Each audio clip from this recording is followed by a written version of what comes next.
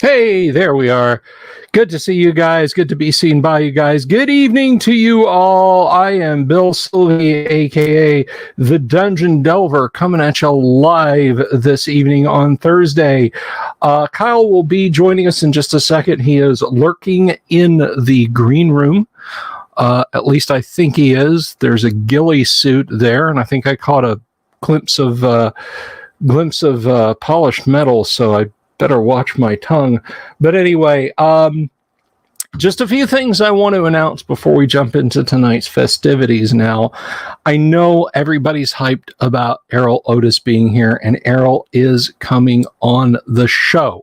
However, if you don't follow me on social media, you don't read the Discord notes, or you didn't see the update on Facebook, on the YouTube, Errol has had a minor lowercase m dental emergency he's got to deal with this week, and Thursday's the time open. Now, speaking as someone who's had his teeth drilled on occasion, you know, you take a Lortab and you just lay down. You're just done for the day.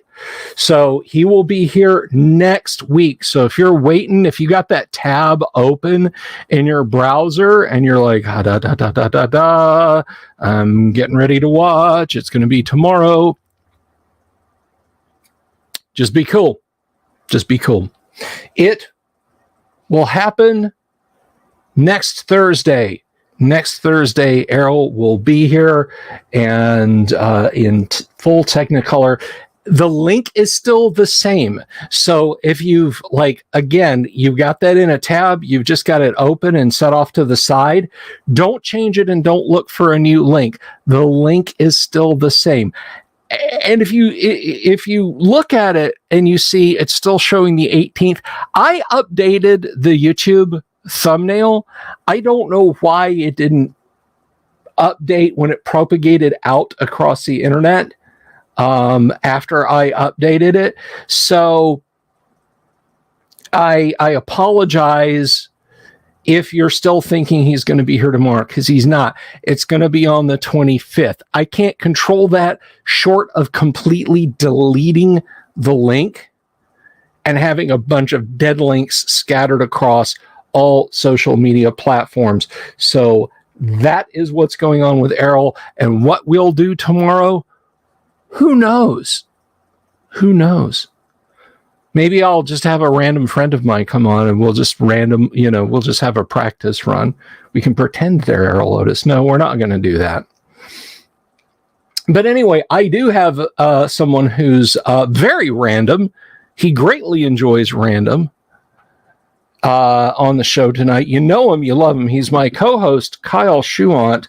And tonight, folks, is another in our ever-continuing series of How to AD&D. And in this particular one, we've done a number of Overhill and Overdale populations of overland areas, hex crawls, if you will, and I think you will. But we've never gone underground. We've never seen if there's a whole world going on underground. So we're going to check that out tonight. But before we do, I just want to remind you guys that tonight's live stream is brought to you by our friends at Hellabard Games. Now, if you're not into generating the stuff up by yourself, or you just need some darn good module street, Hellabard Games makes the kind of adventures that they'd like to play. And let me tell you something, whether it's for OSR, 5th edition, or Castles and Crusades, old school is in play at the table with Hellabard Games. That's right. So you can check them out at DriveThruRPG or on their website, hellabardgames.com, where they are currently having a sale on their in-print 5th edition modules. That's right. They're clearing them out and passing the savings on to you. And what savings they are. We're talking about a swamp full of mystery and lizard men, in that order. You'll find the mystery, then you'll find the lizard men, and a caravan trail through the desert dotted with adventure locales. Now, if you want to scoop some of these up, and I can tell you they're very easy to convert back to AD&D or what have you, use the discount code 5EOOP at checkout and receive 50% off. 50%. That's buy one, get one free. Who are you to refuse? So anyway, check them out, Hellebar Games. They're our sponsor. And let's welcome in our contact in Australia, our Southern Pacific branch. Ladies and gentlemen, boys and girls, put your hands together for Mr. Kyle Schuant. Kyle, how the heck are you? I'm all right. At least I'm not going to the dentist.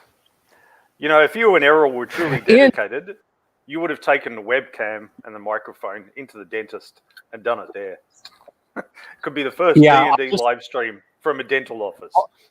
I'll just hop a commuter out to Encino and or wherever in Cali Errol's at, and just be a Errol. What was your biggest artistic influence as a kid?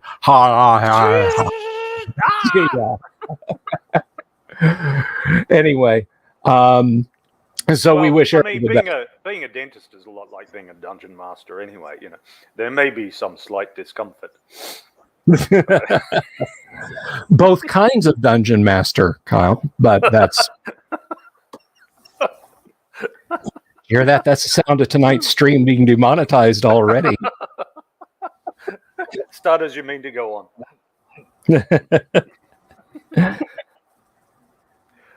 So we've been talking about hex crawls and randomly generating the what you encountered in the hex.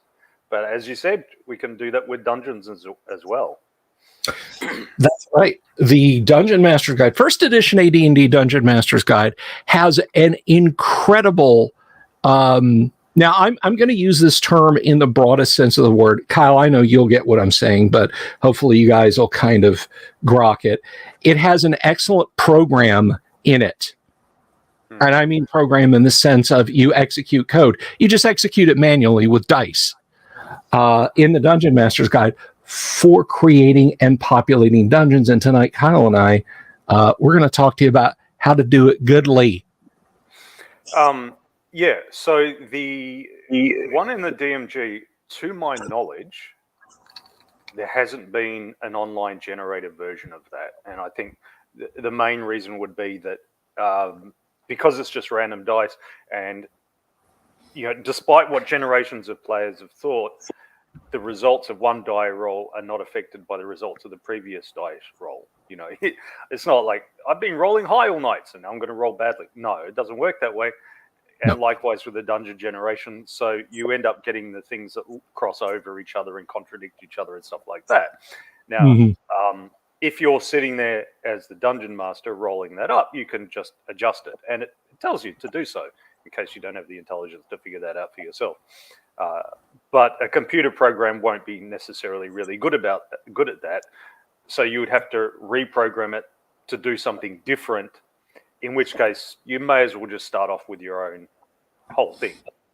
And people have done that. People have started with the whole thing. So where's it? Add to the stream. Okay. So this is one from the good old Donjon, DONJON website. They have random generators for, there's a D20 random dungeon generator. Is there a Pathfinder one? Yes, there's a Pathfinder one, random generator. There's a 5th ed, and so on. But more importantly, there's a Advanced Dungeons and Dragons one. It will even give you a random name. The Temple of Bartorian Secrets. Dungeon level 1. And it will adjust the monsters based on the and treasure based on the level that you give it. Dungeon level 1, a random seed number. You can adjust the size of it, and the layout of it. There's different layouts like cross, dagger, Saltire. See, there's that shape. Hexagon, of course. Peripheral egress. Can you get in and out from the sides? As opposed to just being stairs down or something. Room layout, scattered sides, and so on. So you can adjust all those little things, and it makes for a different dungeon. Then you go, okay, construct a dungeon, and it thinks about it for a bit. Now you observe they've got all these room numbers on it. There are some nice little labels like corridor features. Corridor A. Where's corridor A? Well, I'm not going to spend all day looking for it. Anyway, corridor a jingling sound fills the corridor. Corridor C, there's a flooding pit trap. Corridor E, there's a chirping noise fills the corridor. These random sorts of noises and smells and stuff are great in dungeons because they either creep players out or they send them chasing ghosts, so to speak. Not actual monster ghosts, but going, what's that sound? I'm going to find out what that sound is. And they spend ages unproductively. Wandering monster table. An NPC and some henchmen, lost and desperate. So you can help them out. 11 gnomes, bloodied and fleeing a more powerful enemy. 14 giant rats, bloodied and fleeing a more powerful enemy. 1 shrieker, bloodied and fleeing a more powerful enemy.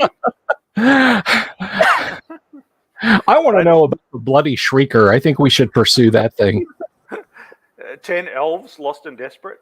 5 NPCs and 4 henchmen, consumed by disease and madness. So that's the wandering monsters. Lost and desperate is how we get at least 10 half elves. By the way. So that immediately tells you something about the Temple of Bartorian Secrets. There's all these lost and desperate people and monsters, and bloodied and fleeing a more powerful enemy. Okay. Subtext, a certain theme in tonight's episode, Kyle. I can't quite put my finger on it, and I probably shouldn't, but let's continue. So room 1, that's just right down in the middle there. Room 1. You can look at the description. And it's a good website because when you actually click on the room, it will that's a link to room number 1. See, so if you go, they've now gone to room number 30, and it takes you down to room number 30 with all the contents in that. Mm-hmm. So that it's quite useful if you're the sort of dungeon master who likes to have a laptop at the game table. Room 1, north entry, a stuck, simple wooden door, and it leads to room 21. And again, you can click on that. West, wooden portcullis, iron portcullis stuck. Room features, a narrow shaft falls into the room from above, and a pile of shattered weapons lie on the north side of the room. There are 14 sturges in this room, and they have got 1,000 copper and 1,000 silver. So it tells you what it is. So you bash open the northern door, you go to room 21. There's some more doors out. Room features, a magical shrine of a god of light in the northwest corner of the room. Conjures a small silver mirror for whomever offers a prayer. And someone has scrawled, Bracta fell here, his shield broken, on the east wall. Hidden treasure. Hidden, locked, strong wooden chest with a common lock. 750 electrum pieces. And of course, there's, traps and wandering monsters and all the rest. So the Donjon website will give you a pretty workable dungeon. I have used it on many an open game night. And you could see, like, in a game session, there's no way a game group's going to get through that. That number of rooms.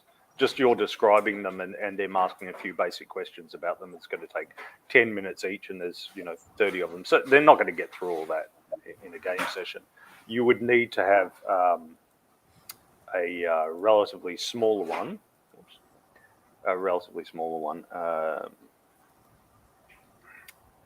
Like where are we? Dungeon size.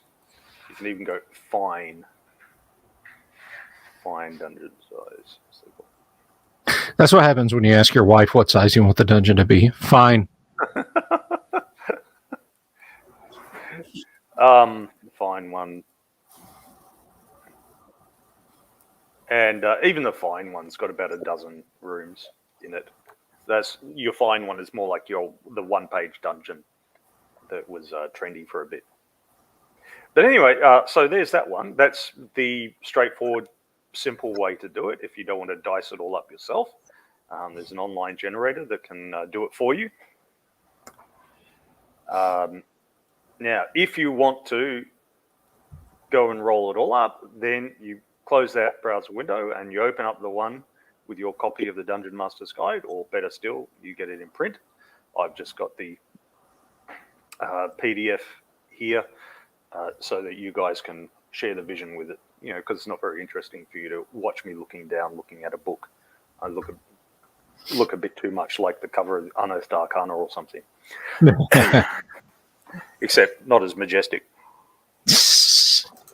So delving back into AD&D and the thinking of Gygax 40-something years ago. Appendix A. This is the first of the appendices. Appendix A, random dungeon generation. When you need help in designing a dungeon, whether it is a level in your main dungeon or a labyrinth discovered elsewhere, the following random generation system has proven itself to be useful. Wow, it sounds like he actually playtested it. It must be noted that the system requires time that can be used directly in conjunction with actual play. The upper level above the dungeon in which adventures are to take place should be completely planned out, and it is a good idea to use the outdoor encounter matrix to see what lives where. A staircase discovered later just might lead right into the midst of whatever it is. The stairway down to the first level of the dungeon should be situated in the approximate middle of the upper ruins, or whatever you have as upper works. So his vision is you come across castle ruins or something, and then there's a dungeon underneath. I believe there was like a castle Greyhawk and some dungeons or something. Anyway, I've heard these stories before. The first level of the dungeon has always begun with a room. That is, the stairway down leads to a room, so you might go immediately to table 5 and follow the procedure indicated, or use one of the following starter areas. Always begin a level in the middle of the sheet of graph paper. Keep a side record of all monsters, treasures, tricks, traps, and whatever a normal dungeon matrix. Discretion must prevail at all times. For example, if you have decided that a level is to be but one sheet of paper in size, and the die result calls for something which goes beyond an edge, amend the result by rolling until you obtain something which will fit with your predetermined limits. Notice, if the dice roll doesn't fit, you roll again. You don't use your own judgment. Your own judgment will be boring. You roll again. Common sense will serve. If a room won't fit, a smaller one must serve, and any room or chamber which is called for can otherwise be drawn to suit what you believe to be best positioning. So they got some start areas for random dungeon. This would be for, because you see there's so many corridors off, this would be for a really sprawling dungeon that's going to go over several sheets of paper. Right. I won't lie, I did use this when I was a teenager and made some several page dungeons that never actually got used in play. Again, we all did. By the way, did it always bother you as a kid, and anybody else out there, if you want to answer this, that Gary said, "Oh, you can just pick any one of these"? That he didn't put 6, so you could have rolled a D6. Yes. Okay, thank you. I'm not alone in that. Thank you very much. There should have been 6 or 4, but 5 was just insulting us.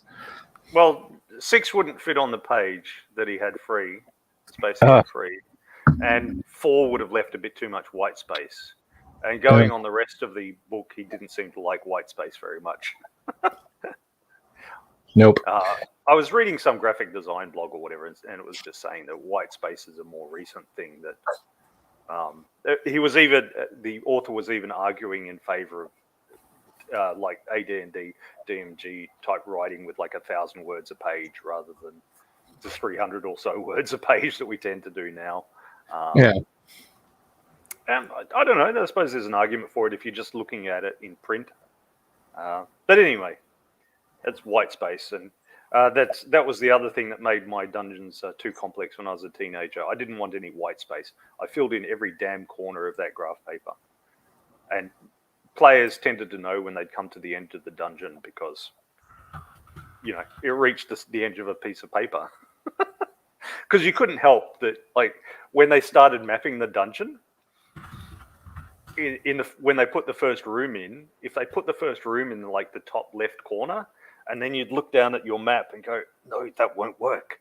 What if they go north? They'll just have to get another piece of paper. And, no. So you'd tell them exactly where to put it, and then they would know how big the dungeon was. Okay, so we won't use the that starter one because it's got too many corridors, too complex. We'll go straight to table 5, as he suggests. Chambers and rooms. Shape and size, table 5. Okay. And for those of you following along, I think we're on page 173. Well, it's page 171 in the PDF, but yeah, it's page 170. The okay. Appendix A starts on 169 of the Okay. book. Page 169. Nice. Yeah, so we want a D20 roll, Bill. Alrighty, a D20 roll is coming up here. I'm going to do it the oldest of school ways, D6 and decimal dice, because that's how I roll, baby. So we have got a 12. We have got a 12. 12. Okay, so it'll be rectangular, 20 by 30 room. Now, okay, so last week I introduced you guys to HexTML, which is a website where you can do your own online hex mapping.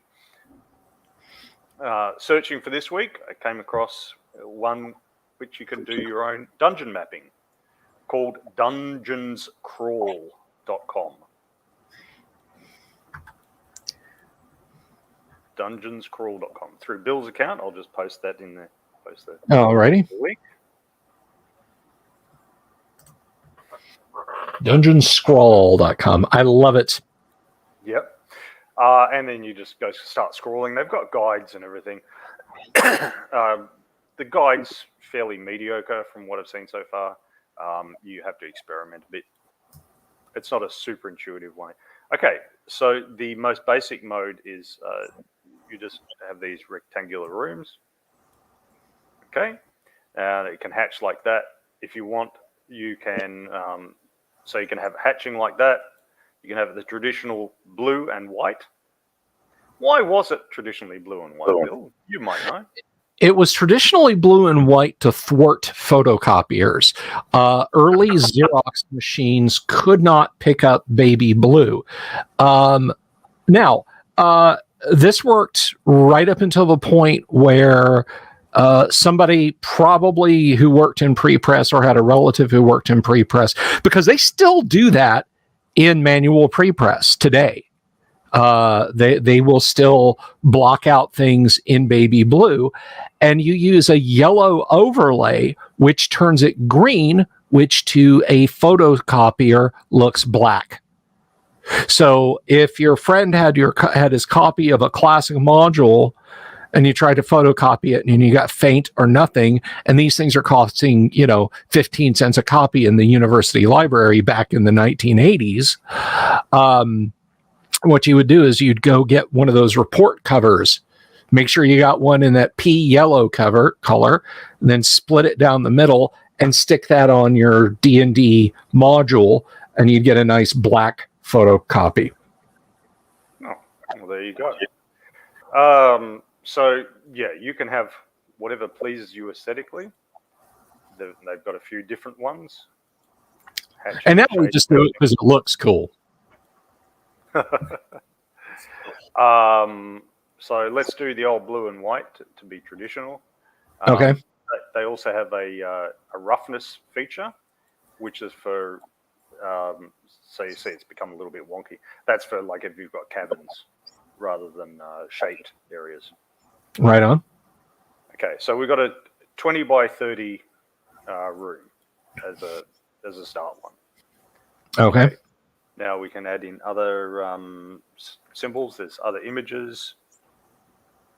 Alcove, altar, archway. Where are we?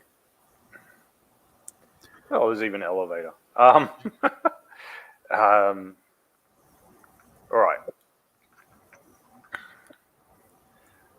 So now when you get a room, you have to say, oh, unusual shape. No, it's not unusual shape and size. That was the 18 to 20 result. We want number of exits, room area, up to 600 square foot. Well, this is 20 by 30, so 600 foot. It'll have one exit. Okay. All right. So we'll just arbitrarily say that you come in from the north. Okay. Down a rope ladder.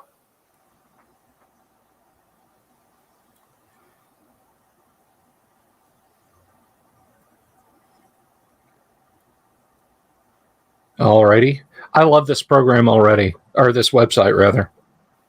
Yeah, it's fun to play with. There's and so we've said that.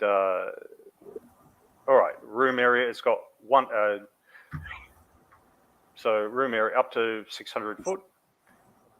It'll have 1, 2 exits. Okay, so let's see. Number of exits. Roll a d20. You only need 1 to 10 actually, but anyway. I just need 1 to 10. Well, yeah, because you got up to 600 square foot, over 600, up to 600, and so on. So I think he's tried to put 2 tables into one here. Yeah, it looks like he has. Anyway, so yeah, a d20. I got a 6. 6. All right, so a 6, and on the up to 600 square foot result, there's 2 exits. Now a d20 for the opposite location of the exit. And that is a 12. 12. So one will be on the left wall, and the other one will be on the.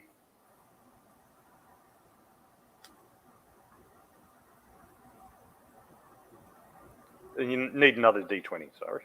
Sorry. That is also a 12. 12. Okay, so we got 2 on the left wall. Now, all right.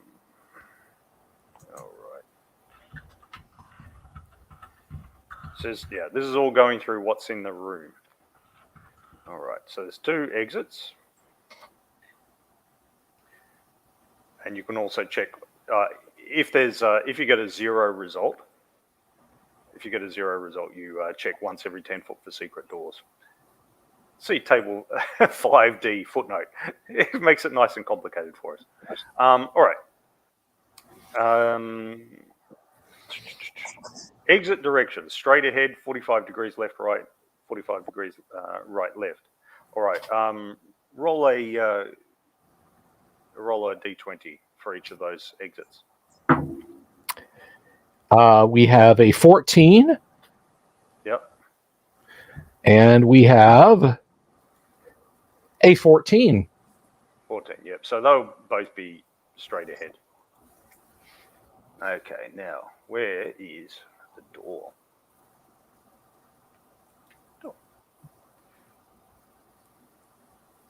I didn't mean to stretch the door out.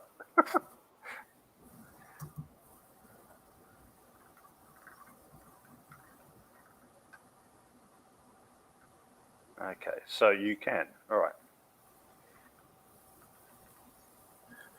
There's a door there and a door there. Now, from the doors, so there's different tools down the bottom. We've got the rectangle tool. There's a regular polygon tool. There's a path tool, which is what you'll have to use if you want to do diagonal corridors and or winding ones like in a cavern. There's a polygon tool, a wall tool, a select, a door, stairs. I probably should have used stairs, but you know, what the hell. Text. All right.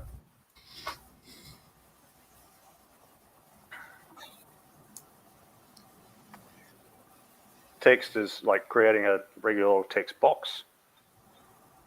We just want room number 1. There we go. Okay. So with a rectangle, with this rectangle tool, you can do it to have like as a default be 1 for each like divide the grid square in half, so you can have equivalent of 5-foot corridors or 5-foot rooms or whatever if you're really keen.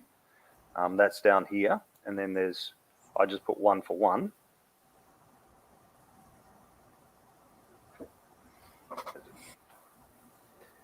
Here's my deletion tool.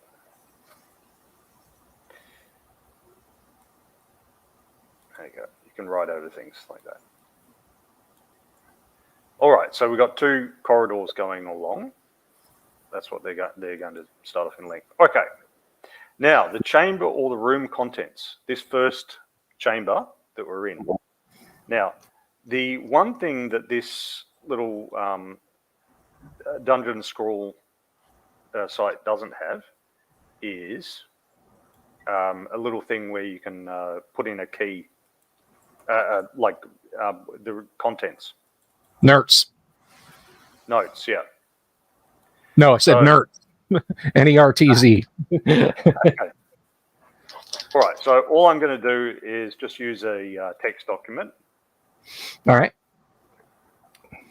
And to put in the notes. All right, so room number 1. Room number 1. Contents, D20.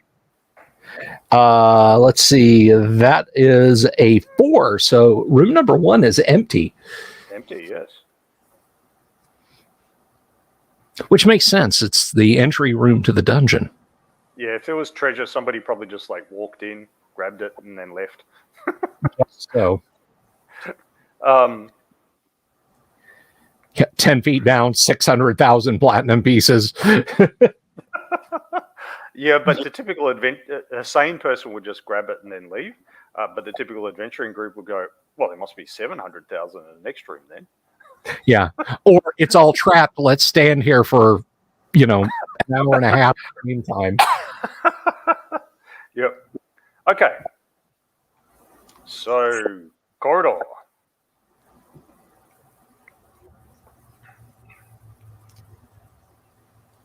So, the corridor. So, the periodic check. So we need our first periodic check. Now, how far should we go before we make our first periodic check? Or should we make it immediately? Well, it's not said. So I assume that the periodic check, as soon as you open the door into a corridor, you just roll for what's beyond the door. Fair enough. That's table 1. And we have a 15. 15. Chamber. So a chamber. So table 5, yeah, and then it says check 30 feet after leaving. So I think it's reasonable to have like a gap. So these are 10 by 10 rooms. So there's a chamber. Table 5. All right, tell us about this chamber. D20. It's a D20 unless I say otherwise. All right, this chamber is rectangular and also 20 by 30. Okay. Our dungeon's going to be called the Vaults of something if this keeps up. Now, it doesn't say where the entrance is, so I'm just going to arbitrarily make it at the bottom left. Okay. Seems logical. And then put a little door in there. Okay. And this will be room number 2. Now, if I may, about that door, let me see something here. About that door, I think. I'm pretty sure there's a doors table. Yes, there is. Table 2 doors. Oh, it's table 2. Okay, all right. Well, that's doors off when it's doors off a corridor. Okay. Like, the idea is you're proceeding along a corridor and then there's a door comes off. Right.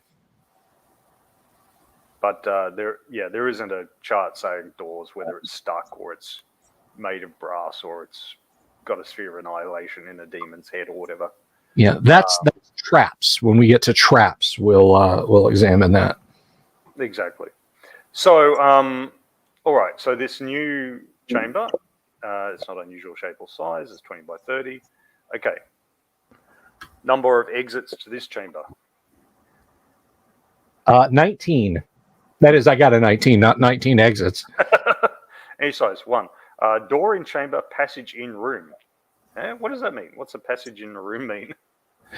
I don't know. Gary, help. Help me, Gary. You're my only hope. Okay. Right. So we'll say there's one door in the chamber. All right.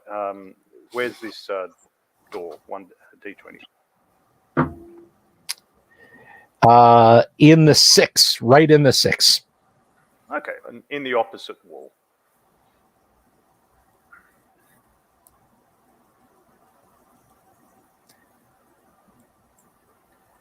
Okay. Now, what's in the room? So opposite room.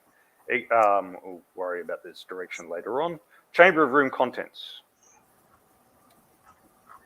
Alrighty. A 6. It's empty. It's another empty room.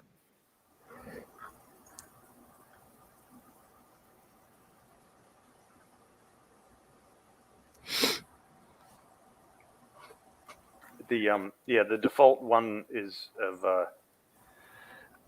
is a bit of a howling wilderness. The default, because it's at 60%. 60% of them are empty. Oh, maybe that's just to lull the players into a false sense of security. Probably explains what the surprise rules too. If the last 3 rooms you went through were all empty, then you come to the 4th, and then there's this. You get jump scared by the ochre jelly or something. So water spiders. Yeah. Okay. So the opposite room. The door going opposite.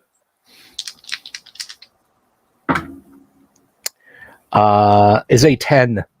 10. So that goes straight ahead. All right. And let's check beyond that.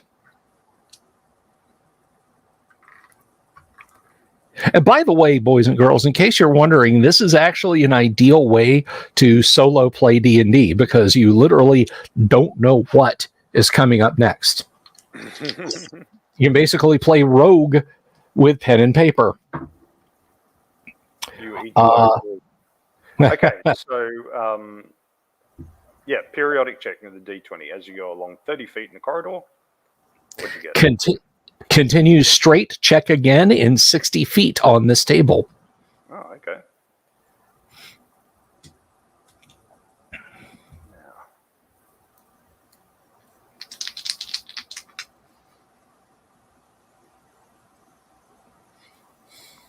Now, how do I... Yeah. There we go, the navigation tool. That little arrow, those little arrows are the navigation tool. So 3, 6, I want another.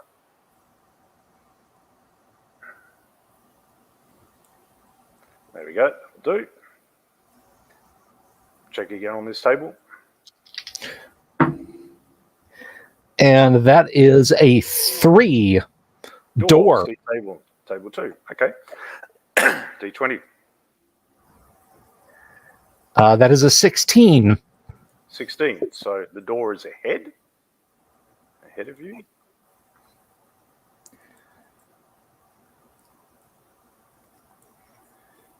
And space beyond the door is D20. A 5. A passage straight ahead. And so it went into the night. Yeah. And the players will be stubbornly going on ahead, just in case. All right. Just 10 more feet, guys. Oh, sorry. It says, passage straight ahead. Okay.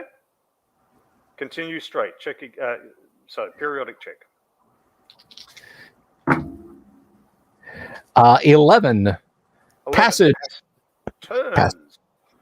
See table 4. Check width on table 3. And then check again in 30 feet. Okay, so the passage width. is an 8. 8, so it'll be a 10-foot passage again. And what was it? Passage turns, table 4 turns. Okay, D20.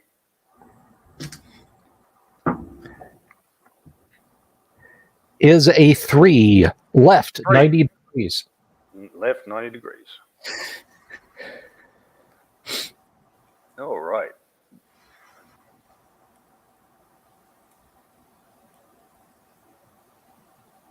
And check again at 30 feet. The players would be loving this, wouldn't they? Especially if they're doing the one turn to search every 10 feet for secret doors and all the rest and traps. Yes. They would have spent a few hours going through this bit of corridor. Yeah. Okay. Periodic check.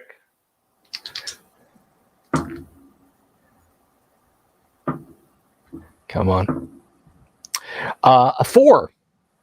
4. A door. Another door. Yes. D20 for the door, where it is. Left, right, or ahead. A 10. A 10. So the door is to the right.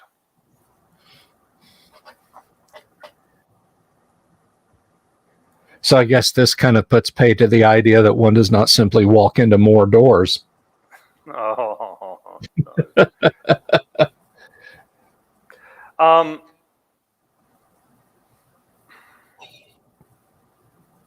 Okay. And by the way, guys, after we get this populated tonight, if it's okay with Kyle, I think it would be a lot of fun. We'll share this with you viewers. We'll put it up somewhere where you can get this, and this will be a little something you can grab onto. Is it you okay with that, Kyle? Yeah, of course. All right. Little free dungeon here. Little amuse-bouche from the show to you guys. Yeah. Okay. So space beyond this door is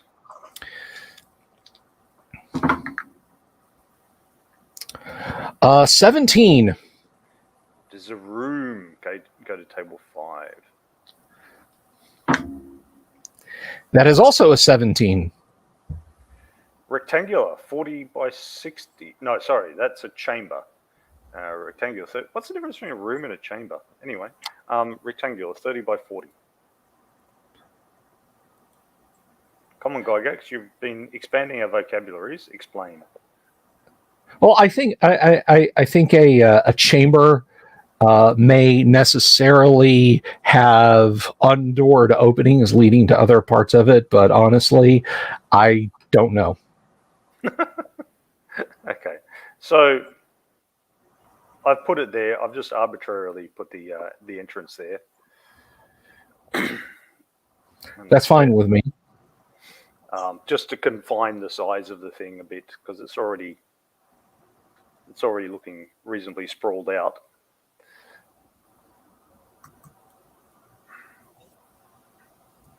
Okay, so this is room number 3. And I'm echoing what the players will no doubt say, which is, please let there be something in this room. Okay, let's see. So we've got our size. It's not unusual. No, To be so loved by- chamber or room contents. All right.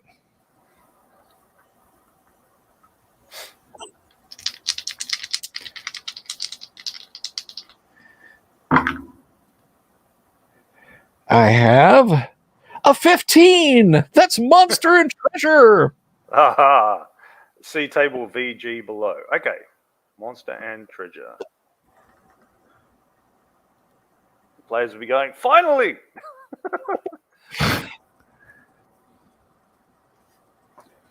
Just putting my notes on. Monster and treasure. Okay.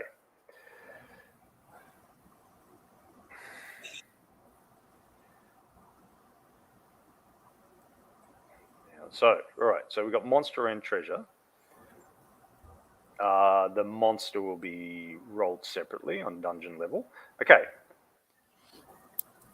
All right. So table 5G treasure. With the monster, take 2 rolls on without the monster. Add 10% to the total of each roll. So this was a percentile roll. All right.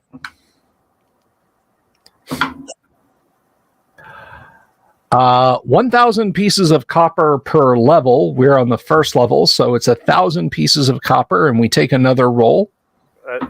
Well, yeah, 10% to that, so it'll be 1,100 pieces of copper.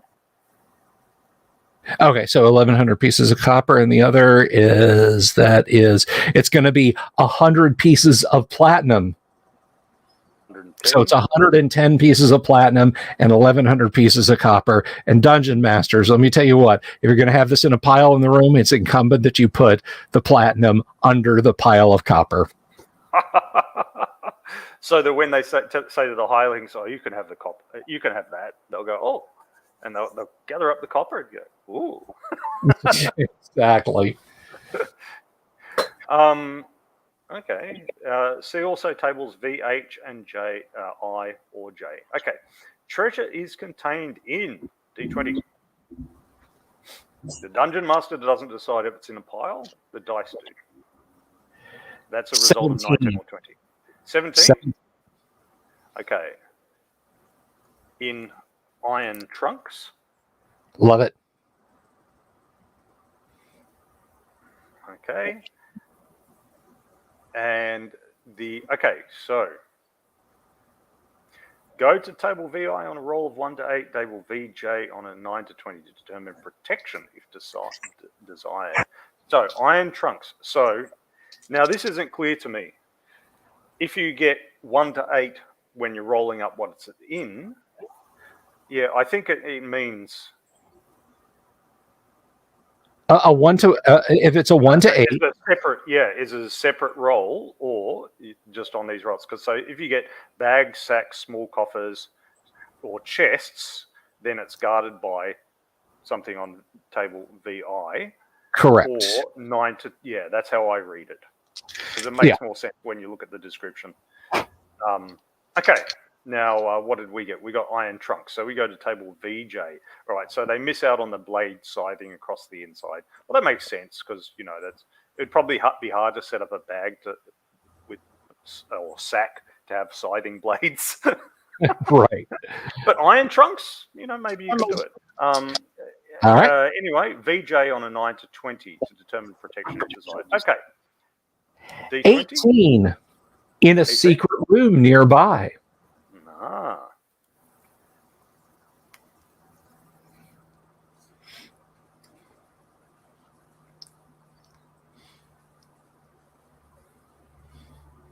That's a lot of protection for the amount of treasure. That long walk, and then in the secret room nearby. Yeah. And so since it's a pile, again, Dungeon Masters, the first 4 boxes contain the copper pieces. So the characters are opening screw it. It's just going to be more copper. All right. Now we have to determine the monster. And dungeons encounters. Okay. So what you do is you go to page 174 and you look at the equivalent level of the dungeon, 1st through to 16th. And then there's a monster level table, which is in Roman numerals 1 to 10. So basically, you can get a monster level 3 on a 1st level dungeon.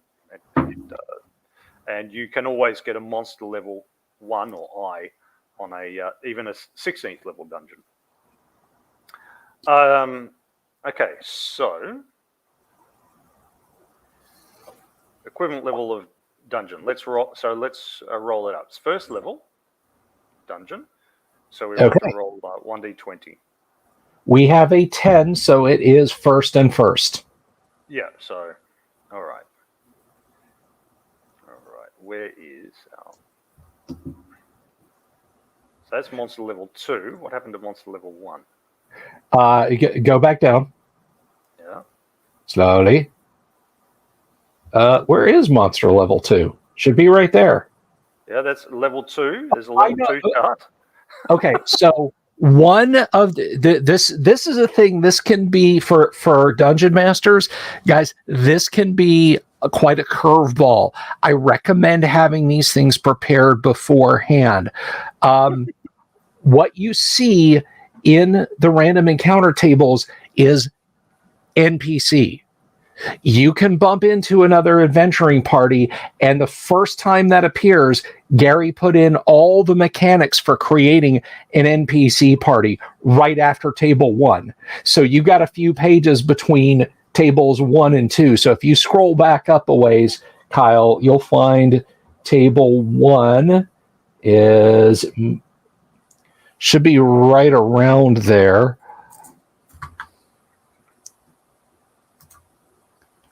No. Because I got random monster encounters. That's Appendix C. I think table 1 is omitted. Maybe in your PDF, because it's on page 175 in mine. Okay.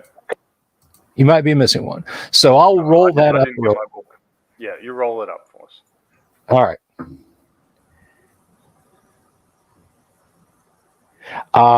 81.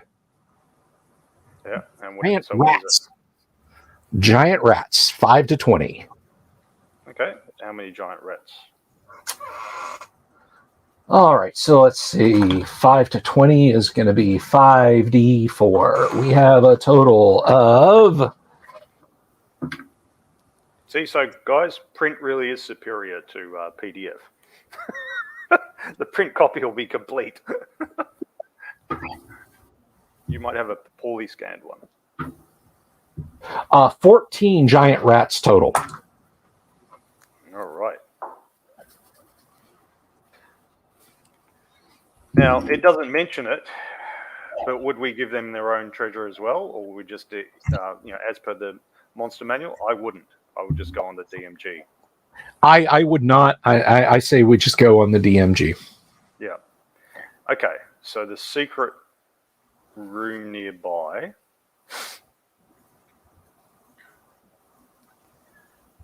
We don't have an additional thing for that. So all we do is I'll just put just roll for where the door is to the secret room. Exit location 1d20. That is a 10. 10. So on the left wall. Left wall as you go in. Okay, so I'll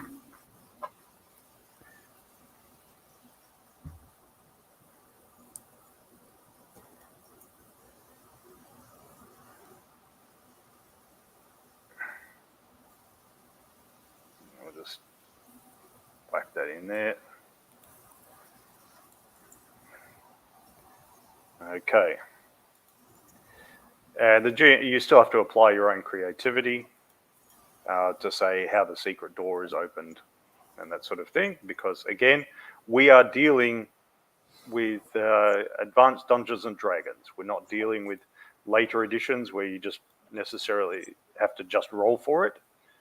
Correct. You might actually have to talk and think a bit and sort of say, well, I push this brick and I shove my dagger in here and blah, blah, blah.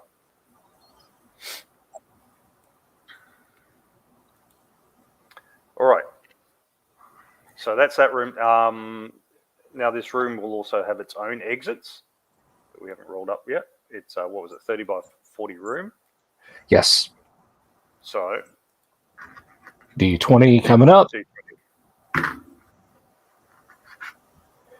That is a 3. A 3. So over 600 foot, but not over 1,200 foot. Yeah, so over 600 foot.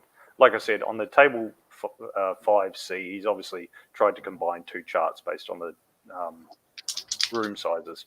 So it has 2 exits, and these exits are where? The first is in the 4. The second is in the 19. Okay, so the first is the opposite wall.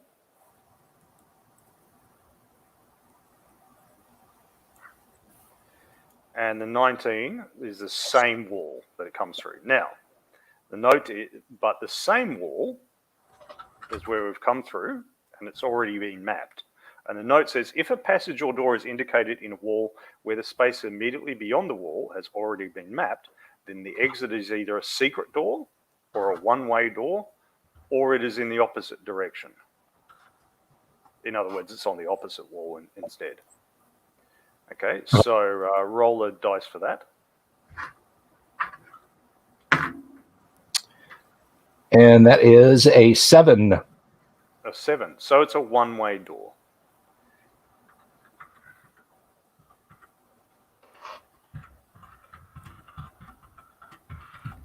Now, where's my little... Now, Dungeon Master's a one-way door can be a door that simply locks unopenably behind the players as they go in. The hinge mechanism doesn't prevent it being opened, or you could make it completely magical. When they go through and closes, behind them is bare wall. It's up to you. Yeah. So at the moment, we'll just say southern door is one way. Okay, and we'll leave it up to the GM. Normally on a map, you indicate that with an arrow through it, but at the moment, I can't find where the arrow is. But they've got all this stuff in there. It's just a matter of looking through all the images and shapes and everything to get what you want. Like I said, it's as like any app. There's a bit of time fiddling around with it to get to know it. Okay, so this door to the east. What does that lead to? Door leads to, let's see. Okay, space beyond door is? Ancient Red Dragon. The space beyond the door is a 3. A 3, a parallel passage or a 10 by 10 room if the door is straight ahead. Okay, so it's a 10 by 10 room. Let me just check this. Doors is just for doors generally, not just for exits from the corridors. Yep. Okay. So parallel passage or 10 by 10 room if the door is straight ahead. So parallel passage extends 30 foot. So I think that refers to corridors. So what about when it's just a door straight off a room? I think you just go to the 10 by 10 room at that point. Okay. Everybody likes 10 by 10 room. Okay. Perhaps a garter robe or small library or something like that. Yeah. Okay, so room number 4.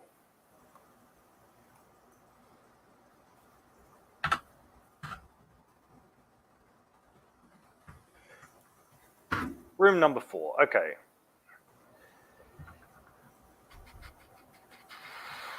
Number of exits, up to 100 foot. So, 100 square feet. All right, let's see how many exits this has. I got a 7. 7, okay. Up to 600 foot, it's got 3 exits. Well, we don't have to puzzle out where the exits are. All right, no, we don't. Okay, this is, yeah, all right. I hope there's not like monsters and treasures and stuff in this too. That would be a bit insane. Huge ancient red dragon crammed in there. Finally, someone's come to let me out. All right. The contents of this room.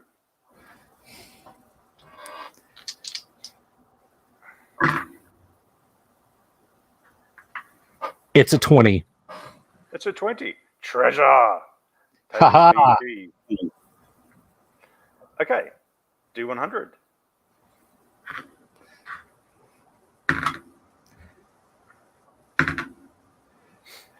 I got an 04, so it's 1,000 copper pieces per level. Okay, 1,000 copper in this. All right.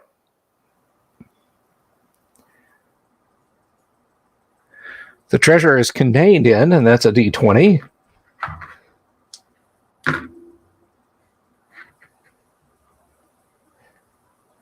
are in sacks. Sacks, yes. And so it'll be guarded by...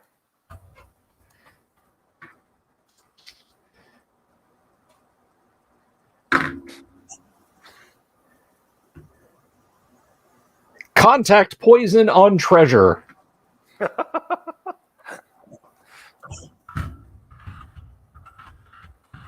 Somebody likes their copper. Just tetanus from all the rats that have been crawling all over it. Probably. Hantavirus.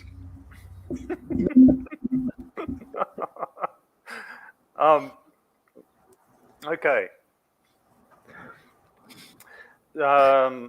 So the all right. I was going to say, this is even worse because the party has found 110 platinum inside 1,100 copper pieces. Now they're going to go digging through this stuff.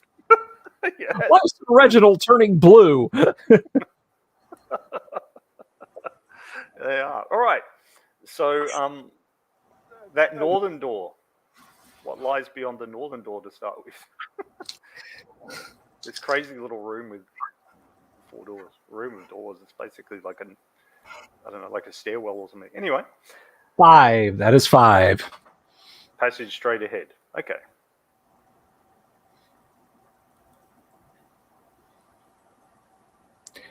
Shall we do the standard 30 then check? Yeah, I'm doing the standard 31. Passage straight ahead. And then the eastern one? 17 on the eastern one. 17. They do say always check the width of the passage, but we'll omit that for today to keep it simple. Right. What was the second one, sorry? 17. 17. So room, go to table 14, table 5. That is a 1 for that room. 10 by 10. Another tiny room. The dungeon of Roblox the Mad. Pretty much. No, that's not going to work.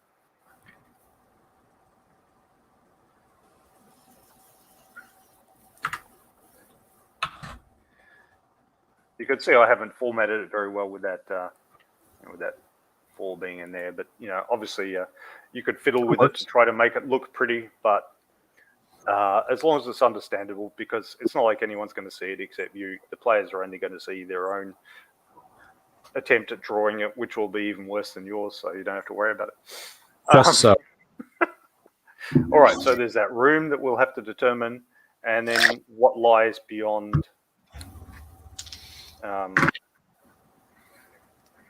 The beautiful south is 18. 18. Another room. Go to table 5.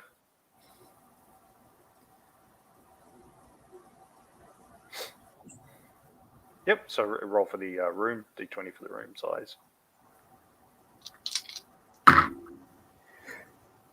That is a 12. 12. So that's a rectangular 20 by 30 room. Mm-hmm. Oh, yeah, I guess we can make that fit.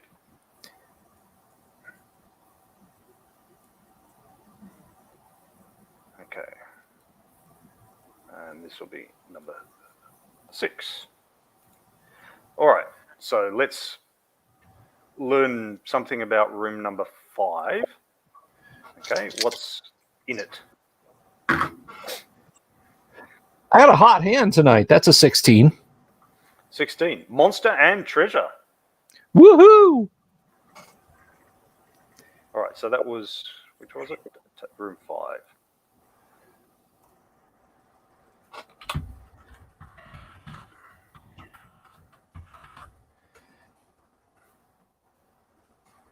So the treasure is, with the monster, 2 rolls.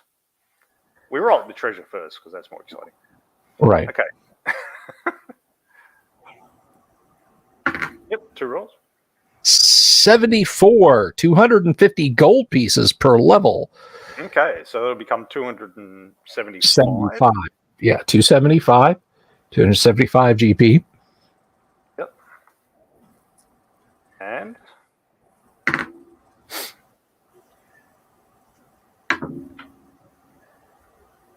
conked. We got a 91 piece of jewelry per level. 1 to 4 gems per level. Oh, sorry, 90 what did you get? 90. I'm sorry. No. I was looking at the wrong thing. We have 100 platinum pieces per level, so 110 platinum pieces. Okay, cool.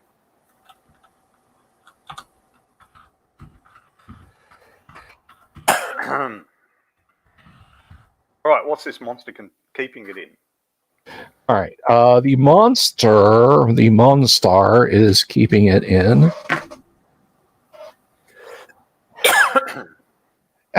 Huge chests.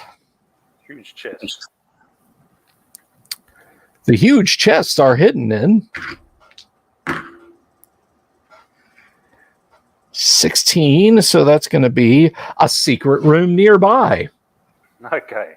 And so again, we'll just randomly say which room, which side it is. Opposite wall, left wall, right wall, same wall. From where you came in. Mm-hmm. So just make a roll, yeah.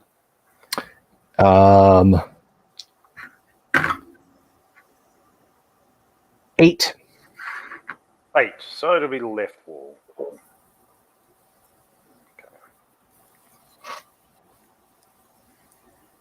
Where was that little secret room image?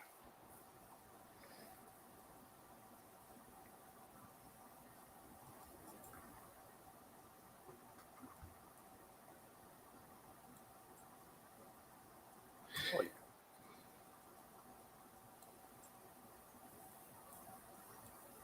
It's not doing it.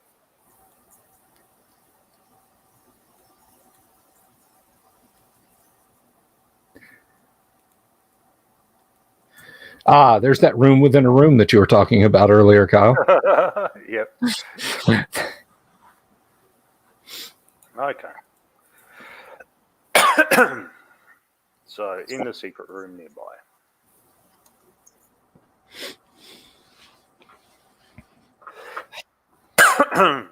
Our monster is a level 1 monster. Yep, so you'll have to roll that for us. And it is 52. That was on page 175, I think.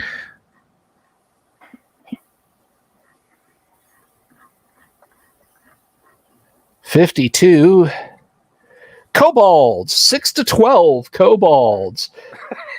What are they doing in this 10 by 10 room? What aren't they doing in this? And there's 12 of them. Back to this 10 by 10 room. Perhaps they're on their way to somewhere else. Hey, if you're 4 feet tall or shorter, I mean, you know, kobolds. It's like having, like, I know, but it must be noisy. Imagine having, like, 12 preschoolers in a 10 by 10 room. 12 preschoolers basically 12 preschoolers in a kid's bedroom. Yeah. That's basically it. And they're all armed with short swords. Yeah. Oh God. And invite 9 of Zoe's friends over, give them foam swords and put them in her bedroom and see what happens. And then you've got your answer. All right. Perhaps they're scared of rats. All right. Does this room have any other exits? Let's look that up. I got a 9. 9. So it's up to 600 foot. It's got 3 exits. Well, it can't have 3 exits because one of them's a secret room, and it's already got 1 exit. But it can have 2 other exits. All right, so it's got an exit into 6 and an exit into wherever.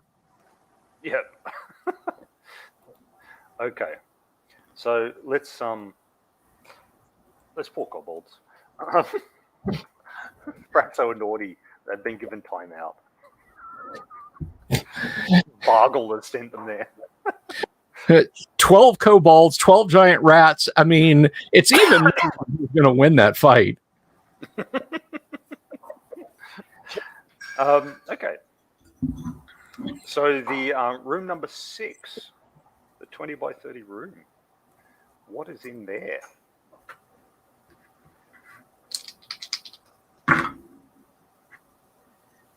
That is a 5. It's empty. All right. Now let me let me just point something out to the players, though. An empty room does not necessarily mean it's an empty room. Dungeon dressing can be used here. You know, you'll find bits of bone, potsherds, a broken arrow or two, graffiti, scraps of paper. So you know, if you want your dungeon to really have a good flavor to it, tell your players to stop licking their maps. But more to the point, you can spice this up. You can actually put with the same tables we've been using tonight. You can spice up a dungeon with dungeon decor, so to speak. You know, as they're going down that insanely long corridor we drew, perhaps they hear laughter. They feel a cold breeze. They hear the distant rattling of chains. It's all possible. Yeah, well, the random generator from the Donjon, DONJON site, that has quite a bit of dungeon dressing in it, in those empty corridors and stuff. And also in their room descriptions, they'll have some dungeon dressing. But if you just do a web search, as I did just then, you'll come up, there's heaps of products out there.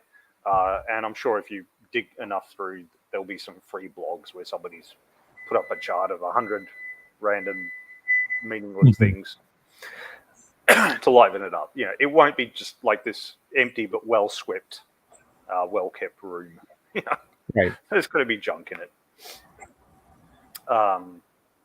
Okay, so room number 6 is empty. However, it will have some exits, perhaps. Let's roll and see. That is a 15. 15. Up to 600 foot, 0. But you check once per 10 foot for secret doors. See table VD. Footnote. If a passage or door is indicated in a wall where the space immediately beyond the wall is already in your map, and the exit is either a secret door or a one-way door is in the opposite direction. In other words, 1 to 5 on a D20, or a 1 in 4 chance of being a secret door for each 10 foot. So 1, 2, 3, 4, 5, 6. 6 chances of secret doors. We won't worry about the secret doors. Okay. Room number 3. All right. No. No. No. That's 3. No. 4. Yes on the 5th one. Yeah. So there's 1, 2, 3, 4, 5. And no on the 6th one.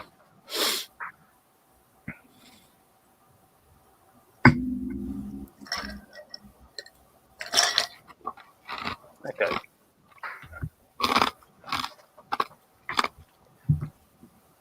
One, 2, 3, 4, 5. That's actually there. 6. Actually, give us 2 more rolls. There might be a secret door into room number 3. Fair enough. And I'll No. And no. Okay. Now, I say why I think it's relevant that there could be secret doors into a room that's already got a regular door. There can be secret passages between them. And that's because, number one, there could be like a tactical thing for the players that dungeon doors are often stuck. And if you keep bashing it away it depends on how the DM rules that, you might just get 1 go per level each to try to kick it in.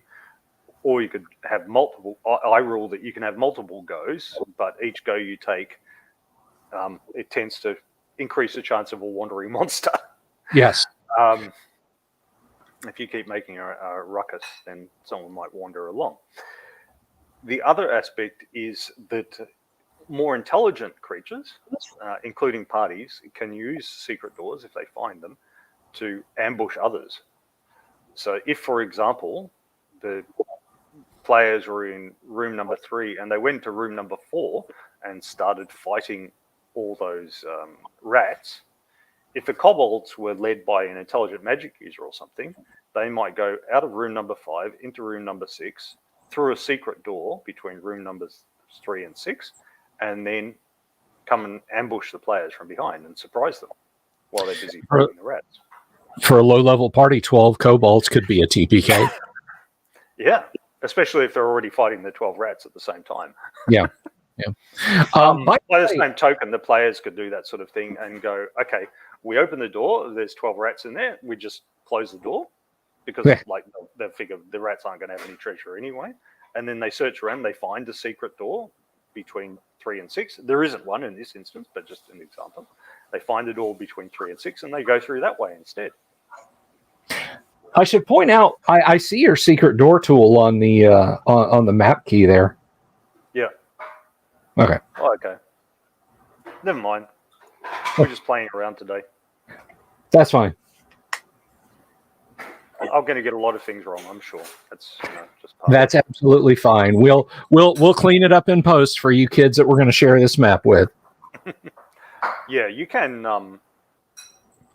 You'll notice there is a save and save as, and then open later. I assume it saves as an HTML file or something like that. Anyway, Excellent. So the southern secret door. Let's see what that leads to. So exit direction. 15. If a door used table 2 instead. Okay.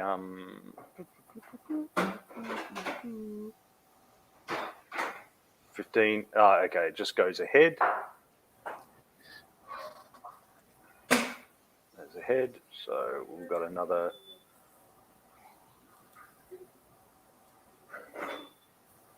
30-foot long corridor. And check again. It was a 19.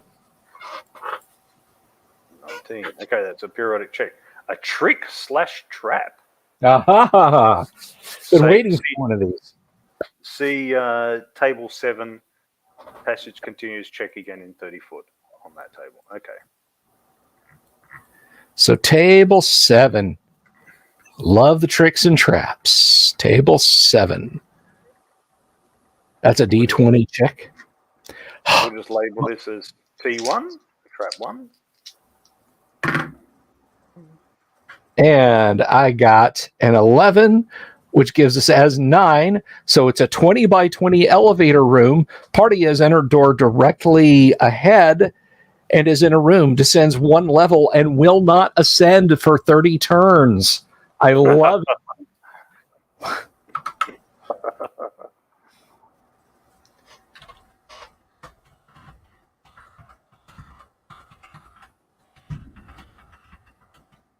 For what is it? 30 turns.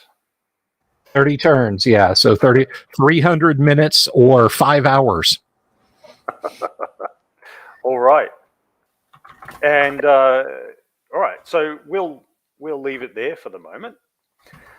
I think you guys have got the idea. You can go through and roll all this up, and it comes up with some stuff that you wouldn't think of yourself. Most notably, I find most of us have got the urge to just put something in every room all the time. Yes. It's like the Bardic broadcast when he talks about, when a kid gets his first Hero Quest set and he's got the blank map to create his own scenarios, put a monster in every square, as is his right. Yeah. So notice that was just one corridor off the original room. There's still that second corridor, which would presumably come down to the southern part of the map. Mm-hmm. And then there's this part here. So they might eventually join up or they might not. We don't know. And then there's that part stretching off to the north.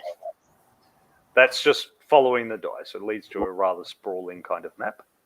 But yeah, there it is. That's what we've got. As I said, I think that's long enough to give you guys the idea of rolling it up. About 60% of the rooms will be empty, but there'll be corridors with tricks and traps as well.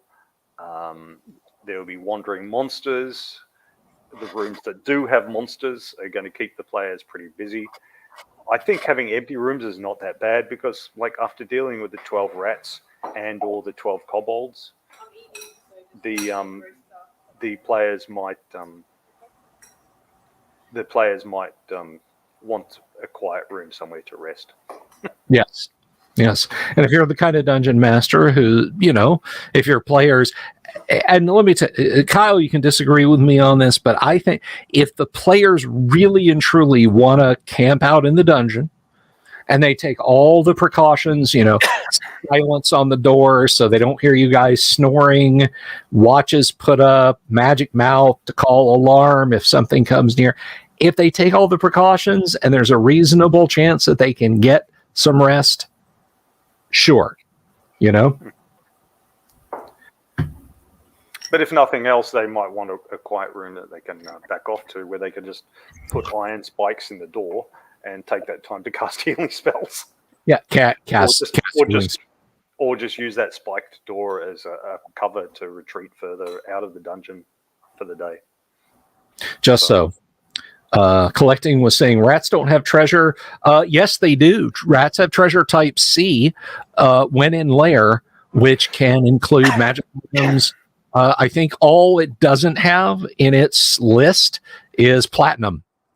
So rats can have everything up to gold and jewelry and gems and magic items, potions, and potions and magic item, but magic items and treasure maps. So it's just in this case, the rats effectively already have treasure. By the generation system in the Dungeon Master's Guide, the monsters and the treasure are in the room together. So for the sake of completeness, we have the rats sitting on a whole lot of treasure, more than even the largest number of rats would have in a D&D game, magic items notwithstanding. Well, yeah, so you have the dungeon system where they've got the treasures and the monsters appear together, and then you've got the monster manual where you have the monsters and the treasure, and then that could just be taken as a suggestion to the dungeon master, like, okay, if I'm going to put this monster in, what sort of treasure should it have? That's different when it appears in the little ecosystem, so to speak, of the actual dungeon. Right.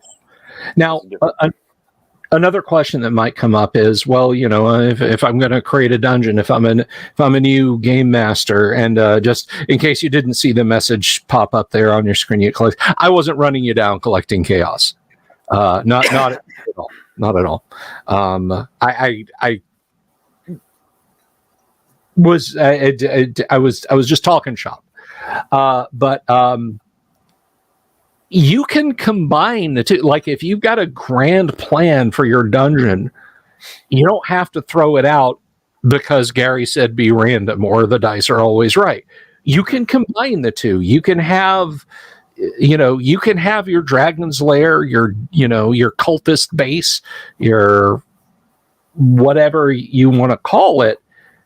And then if you're strapped for ideas I've got the ruined underground temple here, and I've got an entrance over here.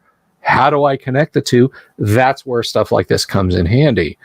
The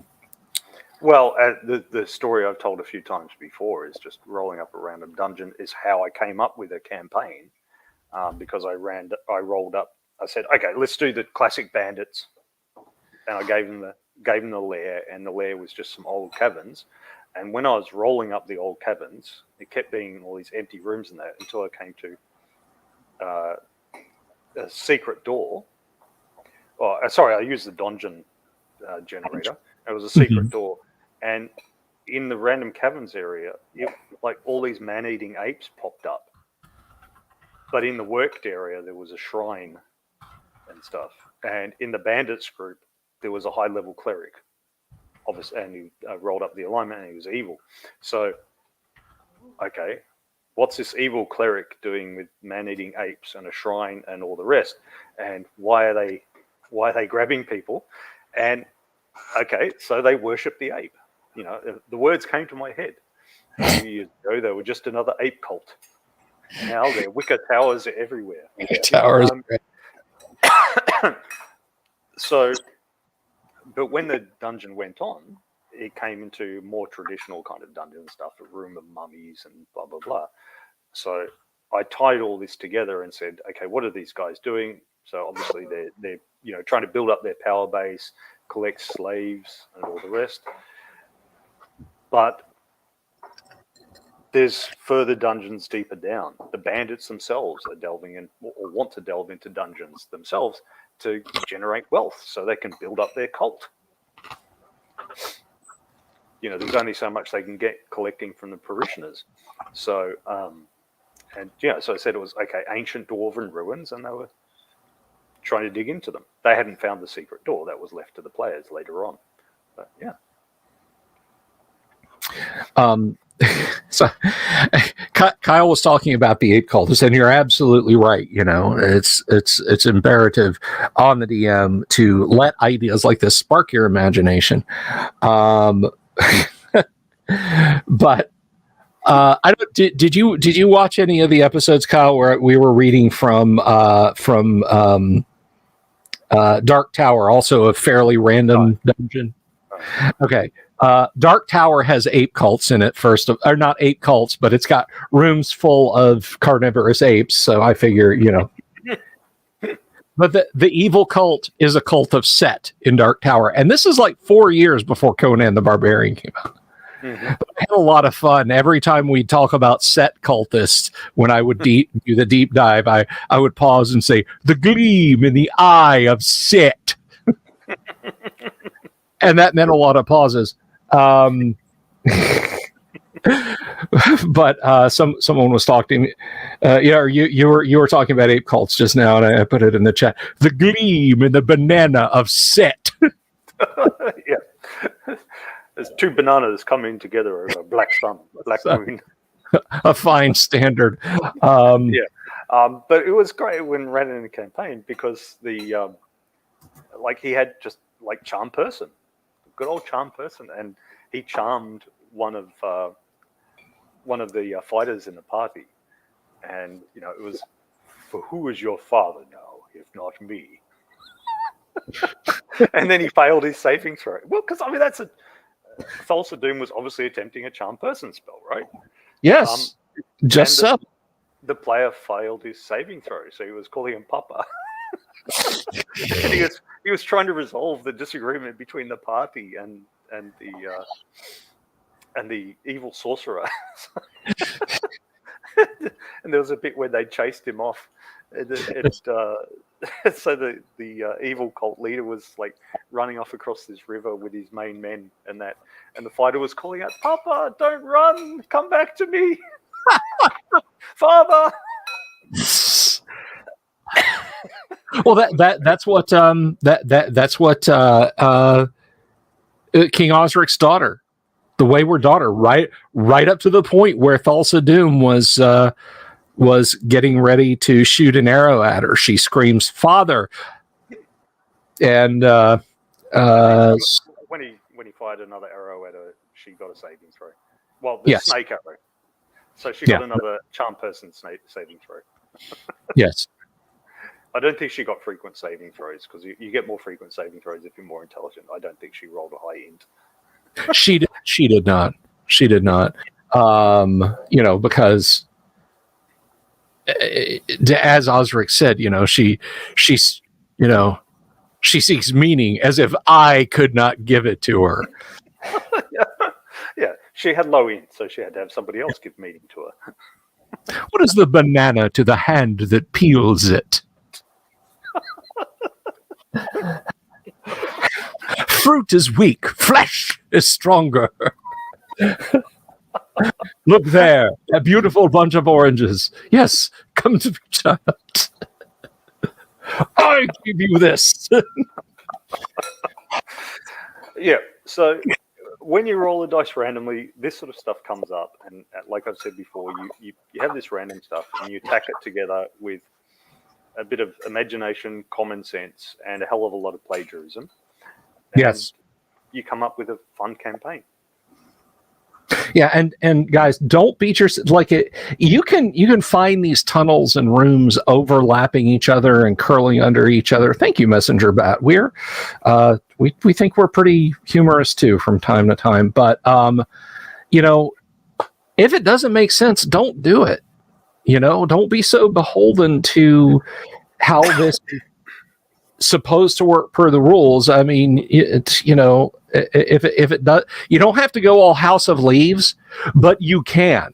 It's like the demon web is described module Q1. You've got corridors that go over and under each other, but you never detect a slope up or slope down. They're completely non-Euclidean. You could screw with your players and have your dungeon doing that and watch the person who's trying to map tear their hair out. It's 20 by 20 room is in the same place the 30 by 30 room is. Hey man, I don't know what to tell you. You're mapping. I just told you where the corridors went. So have fun with it. I think ultimately that's our message here. Yeah, Kyle? Always. That's always our message. Have fun with it. Yeah. Bring snacks and have fun. Just a quick aside, speaking of dungeon design, I just got to mention this. Death Angel said, Heidi and Eric, yes, they already hit their first stretch goal. They broke through that initial amount, and then they hit their first stretch goal. There'll be a little something coming up that involves yours truly on that project if they hit the next stretch goal. So buy into it so I can get paid. I'm just kidding. Buy into it anyway. But yeah, this is good stuff. What are we doing next week, Kyle? I have no idea. Nor do Alex, I suppose. Is there any more random things for us to roll out? We've had random hexes and random dungeons. Nothing else except random demons, I think. Kyle, the topic for next week, it may be a little short. We may have to make it last. We may have to roll up a lot. But next week, random demon. Because what is it? Is it Monster Manual 2 or something? There's a random demons? I can't remember. There's a random demon generator in the Dungeon Master's Guide. It was originally... Because I haven't looked at it for years. Way back in Strategic Review. And let me tell you what. There was a game that came out back in the early 2000s called Spore, I think. But anyway, Spore. No, not Spawn. It was called Spore, and you basically started out evolving a little alien creature, and you could direct its evolution, but it was exceptionally hard to get a human. Like to make you'd usually end up with like something that looked like Mike Wazowski from Monsters Inc. or something like that, which was how the game was designed. You were supposed to get weird alien stuff, but you could, if you were careful in your creation, you could make hominids in the game. And it's the same with this table. Like, I want a sexy demon lady. Okay, she has the body of an alligator, giraffe legs, and a bald head with no eyes. Sorry about your cake.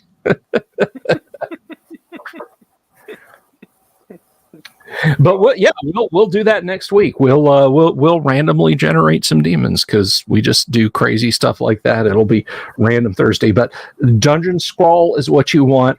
And again, if you guys want, Messenger Boss says that's sexy for demons, though. I'm not gonna shame. But yeah. I was like, that's disgusting. I'll judge that straight away. But let me just scroll back through here and see if there's any want or desire for the dungeon we kind of ginned up this evening.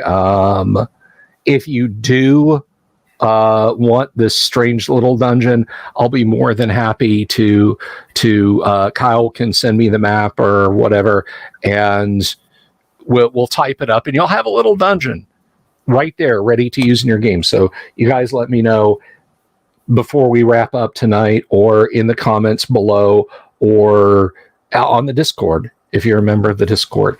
Tomorrow night I'll be back. Errol won't be. He will be here next week. He's got to go to the dentist 6 weeks. It's an emergent. Give the man a break, okay? He's got a hurt tooth. So Errol's going to be here next week, and then Friday night, preamble ramble, and then we're going to play some Gamma World. I know about the time difference, Kyle. I would love just one time if I could get you in a Gamma World game, just one time. Come and have some Gamma World fun with us. But thank you for being here, my friend. I really appreciate it. My pleasure. And so we'll see you next week for Demon Generation. And until that time, guys, thank you all for being here. Thank you for the new folks who have shown up to stick around. And if you haven't already, and you are thus interested, please give the video a thumbs up, and maybe consider clicking the subscribe button and the bell icon for notifications. And we'll see you next time. So until then, peace.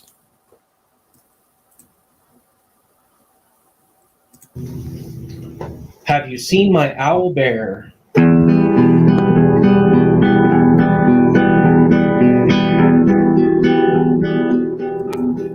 Here's to all the weirdos everywhere, in the woods and in the air. Have you seen my owl bear? Should I shave off all my hair?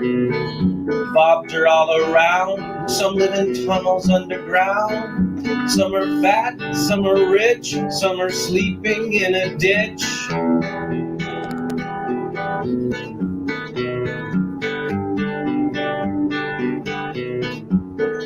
Can you ride a crooked horse without a saddle, way off course? Naked as a toad, all the way to Smoky Joe's. Have you seen the little creep driving fast in his little green Jeep? He smells like fish and brandy, but his rotten teeth look dandy. Take me to the show, I don't care if fast or slow. From action flicks to dancing dicks, just take me to the show.